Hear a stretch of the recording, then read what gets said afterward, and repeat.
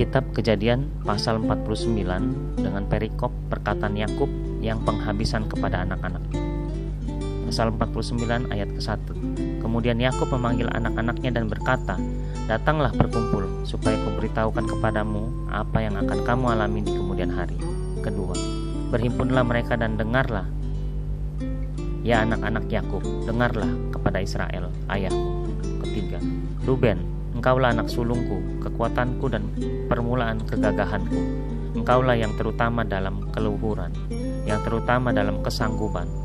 Keempat, engkau yang membual sebagai air, tidak lagi engkau yang terutama, sebab engkau telah menaiki tempat tidur ayahmu. Waktu itu engkau telah melanggar kesuciannya, dia telah menaiki petiduranku. Kelima, Simeon dan Lewi bersaudara, senjata mereka ialah alat kekerasan.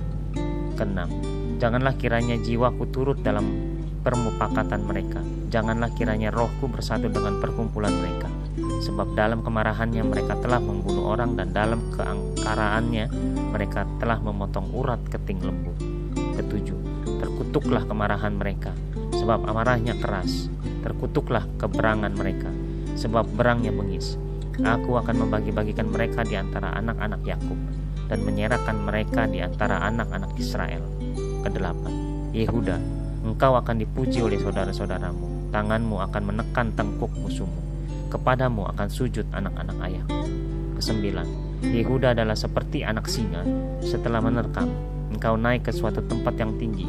Hai anakku, ia meniarap dan berbaring seperti singa jantan atau seperti singa betina. Siapakah yang berani membangunkannya? Tanda tanya. 10.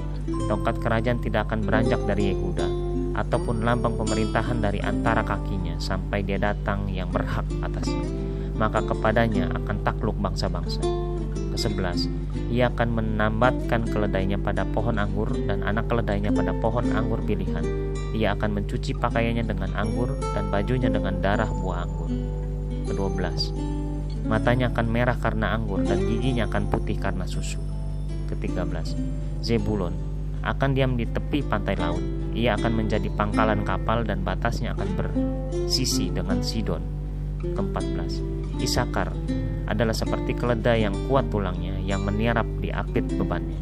Ke-15, ketika dilihatnya bahwa perhentian itu baik dan negeri itu permai, maka disendengkannya lah bahunya untuk memikul, lalu menjadi budak rodi. Ke-16, adapun Dan, ia akan mengadili bangsanya sebagai salah satu suku Israel. 17, semoga Dan menjadi seperti ular di jalan, seperti ular beludak di denai yang memagut tumit kuda, sehingga penunggangnya jatuh ke belakang.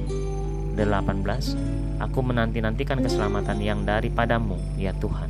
Ke-19, Gad, ia akan diserang oleh gerombolan, tetapi ia akan menyerang tumit mereka. Ke-20, Asyir, makanannya akan limpah mewah dan ia akan memberikan santapan raja-raja. Ke-21, Naftali adalah seperti rusa betina yang terlepas, ia akan melahirkan anak-anak indah. Ke-22, Yusuf adalah seperti pohon buah-buahan yang muda, pohon buah-buahan yang muda pada mata air, dahan-dahannya naik mengatasi tembok. Ke-23, walaupun pemanah-pemanah telah mengusiknya, memanahnya dan menyerbunya. Ke-24, namun panahnya tetap kokoh dan lengan tangannya tinggal liat, oleh pertolongan yang maha kuat pelindung Yakub, oleh sebab gembalanya gunung batu Israel. Ke-25, oleh Allah ya ayahmu yang akan menolong kau, dan oleh Allah yang maha kuasa yang akan memberkati kau dengan berkat dari langit di atas, dengan berkat samudera raya yang letaknya di bawah, dengan berkat buah dada dan kandungan. Ke-26, berkat ayahmu melebihi berkat gunung-gunung yang sejak dahulu, yakni yang paling sedap di bukit-bukit yang berabad-abad. Semuanya itu akan turun ke atas kepala Yusuf, ke atas batu kepala orang yang teristimewa di antara saudara-saudaranya. Ke-27, Benyamin adalah seperti serigala yang menerkam. Pada waktu pagi ia memakan mangsanya, dan pada waktu petang ia membagi-bagi rampasannya. Ke-28, itulah semuanya suku Israel, 12 jumlahnya, dan itulah yang dikatakan ayahnya kepada mereka ketika ia memberkati mereka. Tiap-tiap orang diberkatinya dengan berkat yang diuntukkan kepada mereka masing-masing. Ayat 29 dengan perikop atau judul Yakub meninggal dan dikuburkan. Ayat ke-29, kemudian berpesanlah Yakub kepada mereka, apabila aku nanti dikumpulkan kepada kaum leluhurku, kuburkanlah aku di sisi nenek moyangku dalam gua yang di ladang Efron, orang Het itu. Ke-30, dalam gua yang di ladang Makpela di sebelah timur Mamre di tanah Kanaan, ladang yang telah dibeli Abraham dari Efron, orang Het itu, untuk menjadi kuburan milik.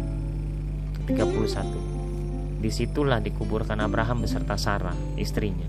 Disitulah dikuburkan Ishak beserta Ribka, istrinya.